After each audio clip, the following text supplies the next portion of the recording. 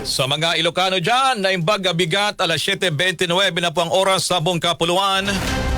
Isang rider patay, angkas critical naman sa nangyaring disgrasya sa Compostela, Davao de Oro. Mula sa Davao may detalye, Radyoman Leo Batulayan.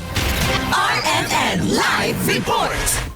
Dead on arrival ang isang rider habang nagtamo naman ng serious injury. Ang angkas nito matapos silang maaksidente sa Purok 2, Barangay San Jose, Compostela, Davao de Oro. Sa ulat na natanggap ng DXD Chairman Davao mula sa Police Regional Office o PRO 11, nawala naman ng kontrol ang rider habang binabaybay ang crossing area at bumangga sa isang poste ng kuryente. Agad namang rumisponde ang mga otoridad at dinala ang dalawang biktima sa Davao de Oro District Hospital para sa atensyong medikal, ngunit hindi na nasalba pa ang rider. Patuloy namang nagpapagaling ang angkas habang nasa kustodiya na ng Compostela Police Station ang ginamit nilang motorsiklo. Kasama mo sa DXD Chairman Davao, Radyoman Leo Batulayan, Tatak RMN.